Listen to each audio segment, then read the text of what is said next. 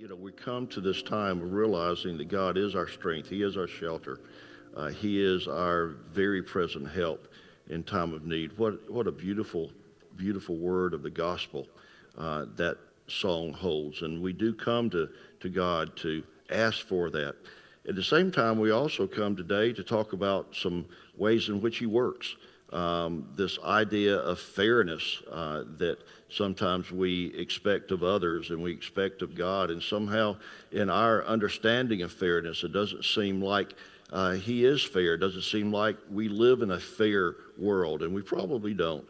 But we also sometimes bring that skepticism over to our understanding of God and think that maybe He's not fair. We look at people that have things we don't have, and we look at people who we think live lives that are not very good, and yet they receive much reward. We see people that seem to have more ability and talent than we do, and it just doesn't seem to be a fair world. It doesn't seem to be a fair experience with God and how we're gifted and how we're used and what kind of influence we might have. And that's what we want to look at today. This concept of how God does discriminate, and his fairness to us includes a discrimination because of His desire for us to be used fully for Him. I was watching the CNN station news broadcast this week, and Friday evening I think it was, and on CNN they have this tally on the right-hand side of their left to my right-hand side of the screen, of talking about the number of cases confirmed in the world, the number of deaths that have come from those cases of the COVID-19 virus. And then it also has below that the number of cases in the United States and the number of deaths. And I'm watching that, and the death total was at 233. And as I'm watching the show, all of a sudden 233 pops up to 235. And being an analytical person that I am, I'm looking at that number. I'm thinking about a number. I'm thinking about how it's starting to increase even more in the United States, and comparing that to Italy and what's happened in Italy. And you start to think about all these things of the data, the statistics that show and the trends that are there. And all of a sudden I started to think that 233 to 235 was actually two people.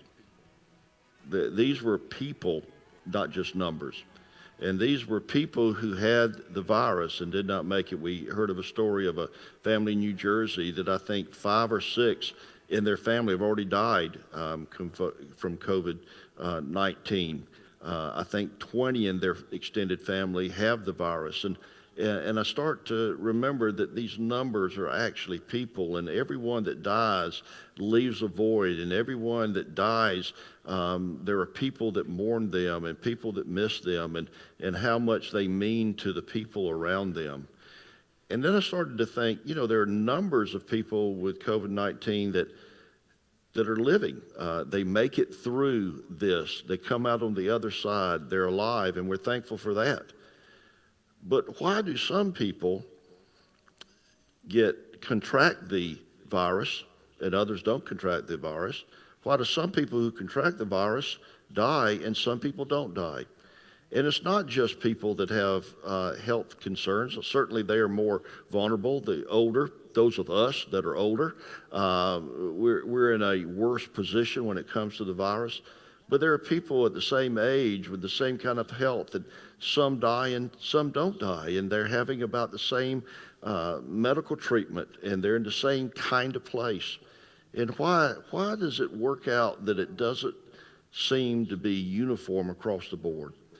Well, I don't really know exactly why some die and why some don't die, but I do know that as God approaches us and He looks at us, He doesn't always treat us the same way He treats other people.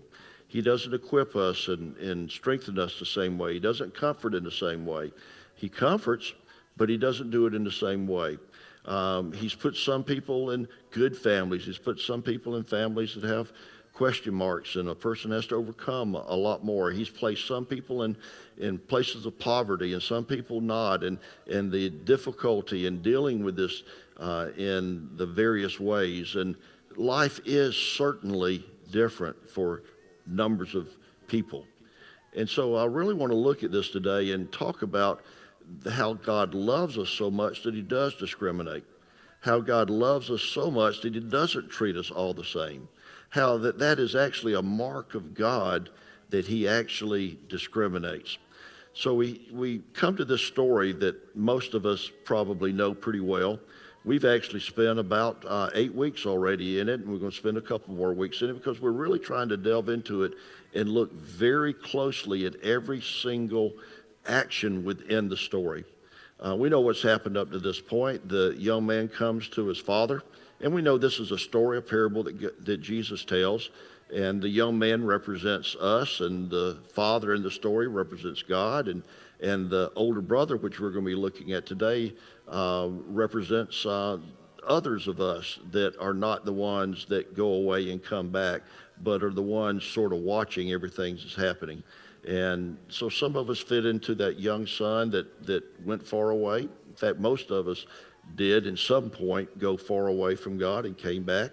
And then most of us fit into the category of the older son also, as he watches what's happening and deals with it, and in some ways reacts to it very selfishly and very privately at a point of what he feels and what he thinks, until it spews over into relationships with his family. So we know that the young son has gone away. He's demanded his inheritance from his father. His father didn't have to give it to him, but yet he demanded it and basically treated his father as if he was dead. His father went ahead and gave it to him, realizing that the son wasn't growing up in the way that he should. He wasn't maturing. He wasn't learning what he needed to learn there at the home that he had provided for his son. It was a time that his son was rebelling and he was against everything. So his father goes ahead and gives him that, which he doesn't deserve. There's no law that said that he had to give that to him, but the son demanded it. He gave it to him, and the son then took everything. He took everything, saying basically to his family, I'll never be back. I don't want to see you again. This has been the worst experience that anybody could deal with, and I'm much better by myself away. So he goes and he takes his money. For a long time, he does well. He has friends. But eventually he gets to the place that he loses his money. He doesn't have anything to eat. And all of a sudden he doesn't have any friends, and that's pretty typical of that kind of situation. He finds himself in about the lowest place he could ever be. And in that low place, he starts to think about, well, it was so much better for me back in my father's house. It's amazing how when we grow up, our parents become a lot more intelligent as we get older than we think they were when we were younger. In fact, I'll be honest with you, smartest I've ever been in my life was when I was 19 years old. I knew everything and no one else knew anything. And it's been amazing how ignorant I was and how I've grown to understand things differently since those days. But the son starts to think his father provided, even his hired hands have more than I have. And so he starts to think, maybe I'll go home. He starts to have good intentions. He thinks, I will return home, and I'll tell my father that I've messed up, that I've sinned against him and against God, and I'm not worthy to be his son, but if I can just be one of the hired hands. And he could have left it as intentions, but he did take action. He starts home. His father, who we find out as we cut to him, has been looking for him to come home, has been watching for him, and all of a sudden he sees him, and he runs and embraces his son, and his son begins, Father, I've sinned against heaven, and I've sinned against you, and I don't deserve to be your son. And before he could get to that next statement of saying, just make me one of your hired hands, he never got to say it. His father embraced him. His father said, let's celebrate, for my son who was lost is now home. Let's have a party. Now that's where we cut into where we are today. All of this is taking place. And now we look at the passage that we find in Luke chapter 15, beginning in verse 25. And let me just read this passage, 25 through 28. Meanwhile, the older son was in the field. When he came near the house, he heard music and dancing. So he called one of the servants and asked him what was going on.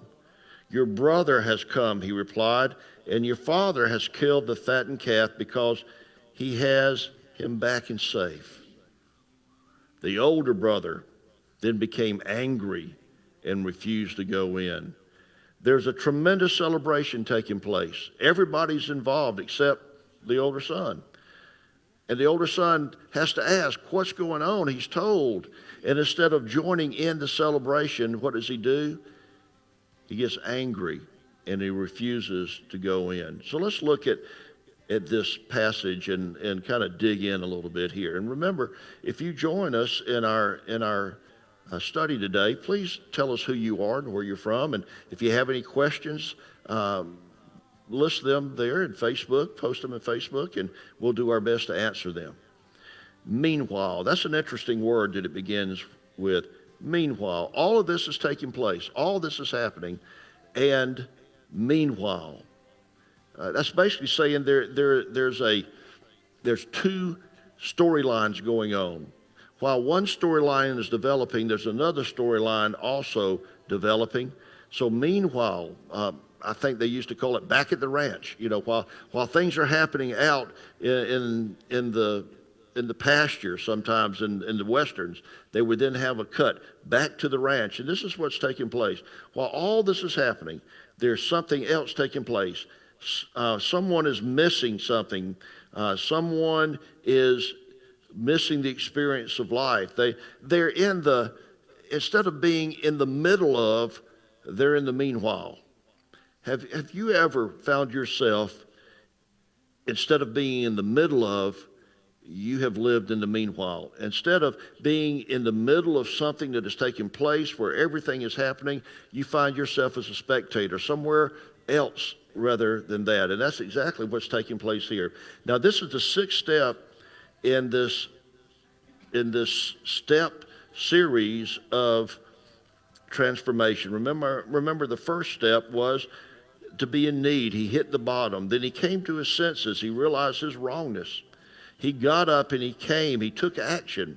He said to his father, I have sinned. He admitted his infraction. Then his father heard and accepted that and restored him. Now the sixth step, the older brother shows no support.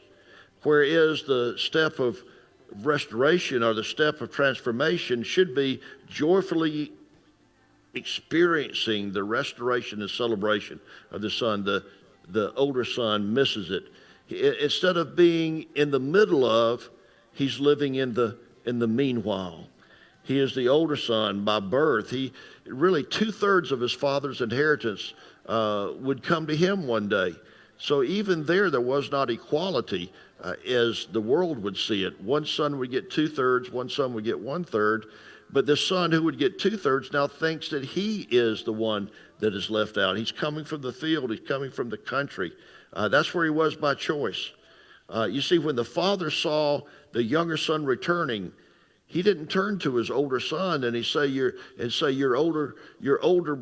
younger brother has returned. He actually had to turn to the servants, and he had to express his celebration with the servants that were there.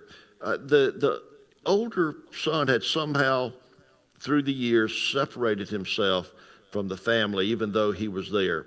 Even though he was geographically there, he had separated himself. A few years ago, I think it was 2003 Sugar Bowl, Florida State was playing in the Sugar Bowl, and their quarterback, I think it was Chris Ricks, if I remember the name correctly.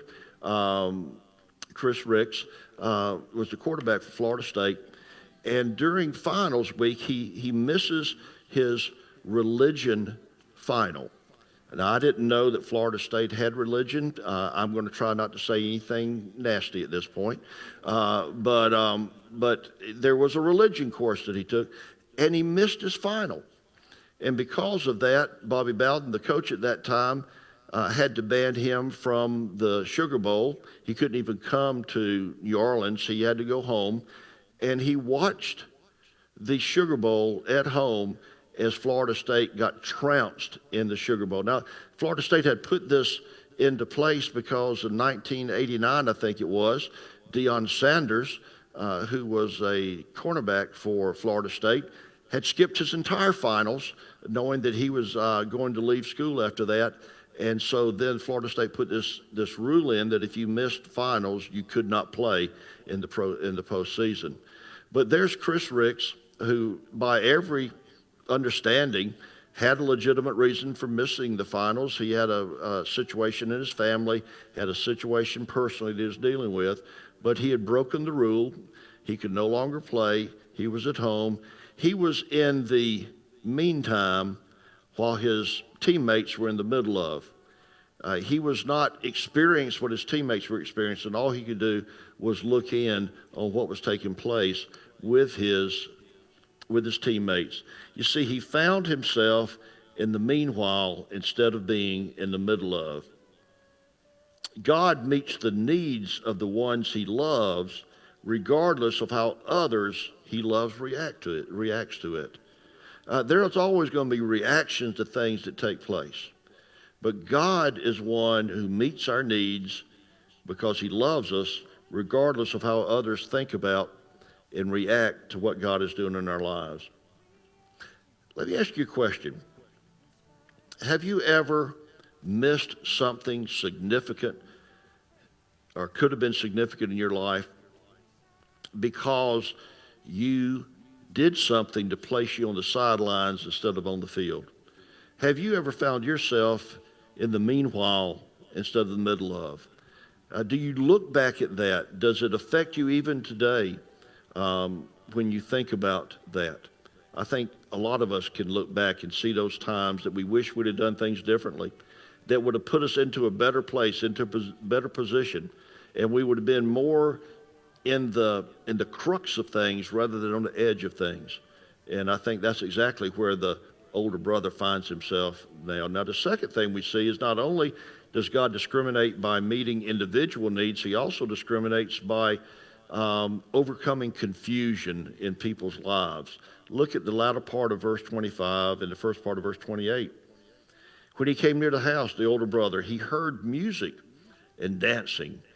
He called one of his servants and asked him what was going on.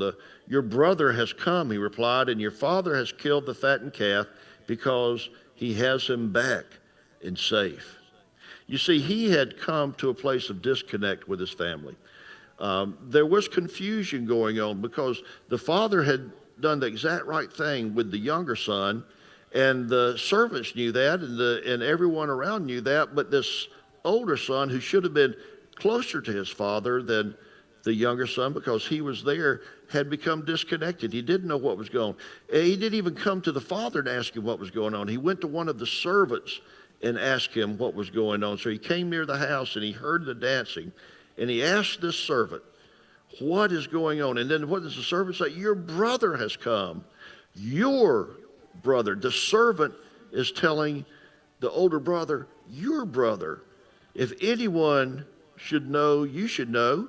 I'm sure the servant was asking himself, why would you come to me and ask this? You ought to know that. Your father has him back and safe and sound. Your father. What a great day for your dad. But yet the older brother who had stayed, who probably thought to himself, look what I've sacrificed. I haven't had fun. I haven't gone and thrown away my money. I've been right here back at the ranch all the time. And all of a sudden, this brother who told my father that he wishes he was just dead, takes everything and goes away. Now they're celebrating him. Why haven't they celebrated me? I've stayed. I've done my duty. I'm the one. I'm the good one. I've done what I'm supposed to do. But yet they're celebrating him. I'm sure this brother was confused with everything going on, did not understand what was taking place. You see, his disconnect distorted his judgment, which widened his disconnect. Do you understand that? Sometimes we get not geographically disconnected, but we become relationally disconnected. And that disconnect then adds distortion that makes the disconnect even more wide from that which we should be connected to. You see, proximity can have little bearing on relational health. We can choose to not run away to the far country while running away to the close country. The longer we separate ourselves, the harder it is to respond redemptively to the events that affect others. There's a painting that Rembrandt painted, the same painter who painted this beautiful picture of the prodigal son that we are using throughout this series, but he also painted a picture of the woman found in adultery, and that's from the passage in John 8, John chapter 8, verses 2 through 11. And you remember, if you can remember that story, that the people that were trying to trip Jesus, the teachers, the Pharisees, brought this woman who was a prostitute to Jesus. And they said to Jesus, "What do you think we should do about her? Don't you think we should stone her like the law says?" And we're told that in that passage, Jesus is writing on the ground. And then he looks up at the horde that have brought her, that are just misusing her in a different way that other people have misused her, but just as damaging. And he says to them, "Those of you without sin, you cast the first stone." And then he kneels back down again and begins writing on the ground again. And then after they kind of walk away because he's called their bluff, he didn't dismiss the woman because of this time of confrontation. He then looks at her and approaches her and talks to her about the real need in her life. And he says to her, "You need to leave your life of sin." In other words, go, but leave your life of sin. He did not excuse the sin, but he certainly didn't allow the people that wanted to use this woman off for the sin they were committed in relationship to her. And we think about that in spite of the confusion of going on, in spite of the law that says to stone her, Jesus took that and added what he added when he came to this world. He said that he came not to abolish the law, but to complete the law, to make the law whole. And so he took that old law that said stone her, and he added grace to that law, and he gave this woman grace. And he said, "No, if you have no sin, then you cast your stone." But he knew that no one in that group had no sin. Everyone has sinned. We're told that in Scripture that all have sinned and fall short of the glory of God. But even when that happens, there is grace allowed for those that will come back and say, "I have messed up, Father. I have blown everything. I don't deserve to be received back. But I would like to come back home," just like the young son did. And this woman, in this time of being caught in adultery and being threatened, Jesus says to her, "We're not going to stone you, but you need to leave your life of sin." There's grace that is given. And that's the wonderful statement about the gospel that we see here, that grace is something that flows over into everything. So not only does the discriminating action of God meet individual needs, it happens despite confusion, but finally, it happens regardless of expectation. Expectation is a wonderful thing. In fact, I sign a lot of my correspondence expectantly, Jim, because I live in a life of expectation. My whole life has always been aware of what God can do, how God can bless someone. God took someone from a place that probably had no right to be able to attend Georgia Tech, a degree, seminary. God's just blessed me with places to pastor, like this wonderful church, Bridgepoint Church at Toco Hills in Decatur. And I don't deserve any of that, but God has always seemed to have that next step that is exciting. So I live a life of expectation. At age 68, I still expect God to do something I'm excited about. So I understand what it means to be expectant. But sometimes our expectations are not the same desire for God for us. And at that point, we see that God's plan is better for us than what it could have been with what we were expecting. But yet, there are times that our expectations actually harm us. That when God doesn't meet our expectations of Him, we tend to then get sidetracked in our belief in our fellowship of Him. So what we see in this passage, beginning verse 28, the older brother became angry and refused to go with him. See, his expectations had been met. He would have thought that younger son who treated his father that way would have never been accepted back. Father would have turned him out. Father would have said that you've had your chance. The older son would have thought his father would have treated him better. He would have turned to him and said, oh, I've got this older son that stayed with me. But maybe staying with me was not the same as having a growing relationship with me. And somehow something had happened, but the expectation of this older brother had not been met. Let me ask you a question. Do you have a sibling that you've always felt was treated better than you were treated? Do you have a sibling that you feel like was treated better than you were treated? Has it caused you some confusion in your life? Has it caused you some anguish in your life? Has it caused you some regret in your life?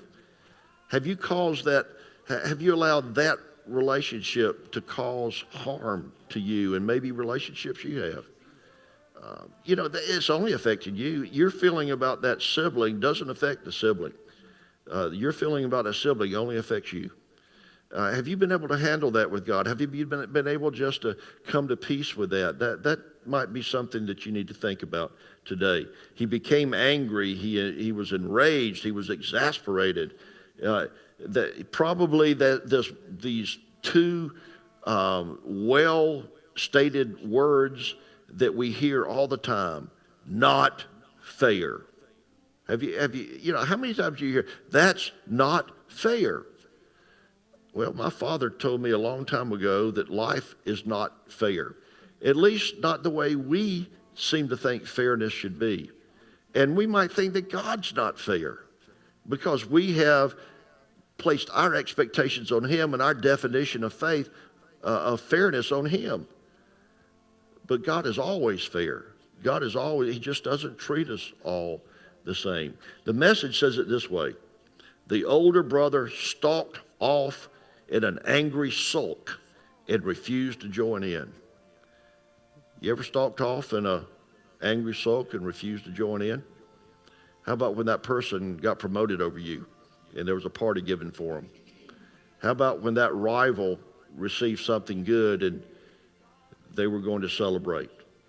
You see, this older son ended up missing the exact thing he needed: rest for the body, reunion for the spirit, and refreshment for the soul.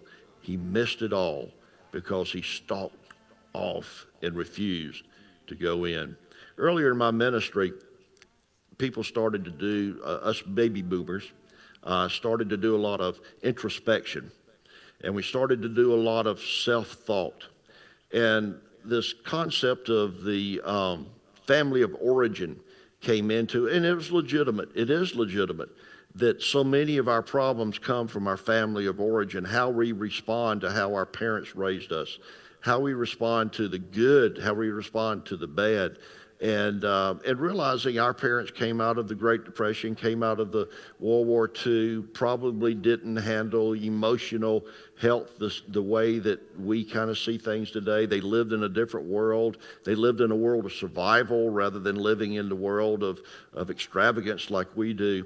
But yet it caused people a lot of harm, and some of it was legitimate. A lot was legitimate, that people were having to deal with those scars that came out of their family of origin.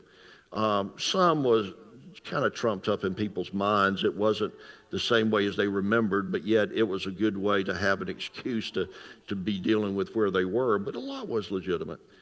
I think as we started to work with people, and it usually hit somewhere in their 30s and 40s, the baby boomers, those of us that are now in late 50s and 60s, but it started to hit, and we started to work through those things with some of the people that were dealing with the scars from the family that they were raised in, their family of origin.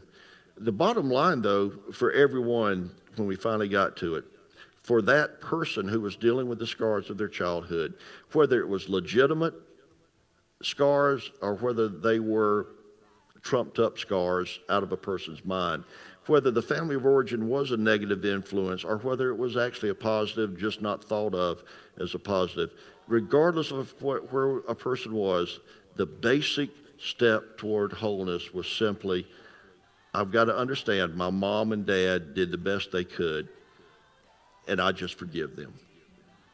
Of course, that wasn't anything to do with mom and dad. Most of the time, mom and dad were no longer on this earth. But for that person who was dealing with it, either right or wrong, either real or unreal, they had to come to the place of finally saying, through all this distortion, through all this confusion, through all this static, I just have to understand that they did the best they knew how to do, and I have to simply just forgive them and go on. You see, that what happens in life is we tend to allow things through our expectation to mount up, to build up, to continue to grow, and it doesn't allow us what we need to do and help for our own lives. See, geographic closeness is not the same as loyalty.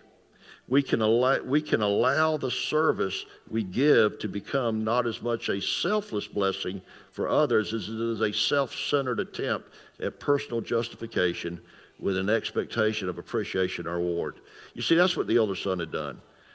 It wasn't as much that he was loyal to his dad, but he was doing what he thought he ought to do, and that ought to do started to become something that just aided him. And it became more of a personal justification that he expected something to come from it, and it just didn't do it. Look at the picture that you have, the picture of the painting of the Prodigal Son by Rembrandt. And in that picture, it's an interesting picture in that it shows the father kneeling down and embracing the younger son kneeling and moving himself into the very grasp of his dad, this hug of his dad. A couple servants, our family members we see that are maybe around. And I don't know if you can see it or not, but there is a slight face shown in the very back of that picture. You can hardly see. It's just a very dim looking face that you see kind of over the shoulder of the father. Many people think that was Rembrandt's representation of the older son, that the older son was way back in the shadows, looking into what was happening. He wasn't absent, but he wasn't there. He was in the general proximity, but he was far away from being in the relational proximity of what was going on. And I think it's a beautiful depiction of what Rembrandt saw as this story as it unfolded. John Wooden, who many consider to be the greatest basketball coach, maybe the greatest coach that's ever lived. He was not only a coach, but a motivator. When I was growing up in the 60s, we just thought that UCLA was going to win every ball game they ever played. They just about did. He was a winner of 10 men's basketball national championships while he was at UCLA. Most of them were in about a 13-year period where he won 10 of these championships. He was the ESPN's Coach of the Century, as they saw coaches.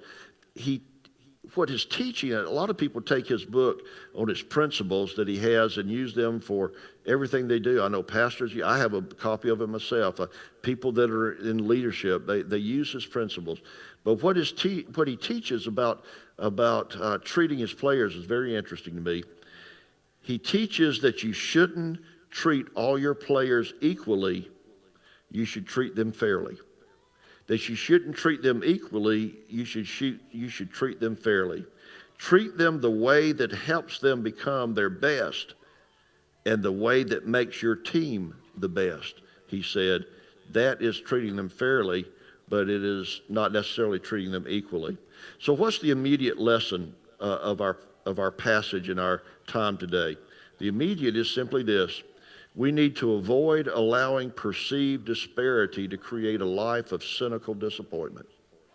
We need to avoid allowing perceived disparity to create a life of cynical disappointment.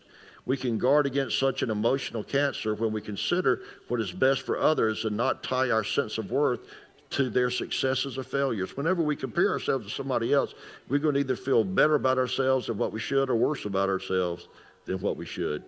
Treating each person in our lives the way that we can best help that person experience God's wonderful desire for them is a key to our fulfillment. Celebrating the positive experiences of others gives us balance in life. Now, be back to the first question I asked you. What do you think about God as a God of equality, so therefore he doesn't treat everyone the same? And here's what I want to sum today from this passage. The ultimate lesson. God is an equal opportunity deity, but everyone is not treated the same. Some have more public gifts. Some have more immediate rewards, and some have been given more responsibility. Therefore, we must continue to remind ourselves that everyone is loved, everyone is gifted, and everyone is needed. Because God loves us all, and because God loves us all the same, he treats us differently. Because what he desires for each of us is for each of us to be the very best that we can be, which is going to be distinctively different than other people. So therefore, he treats us in different ways. Would you pray with me, please?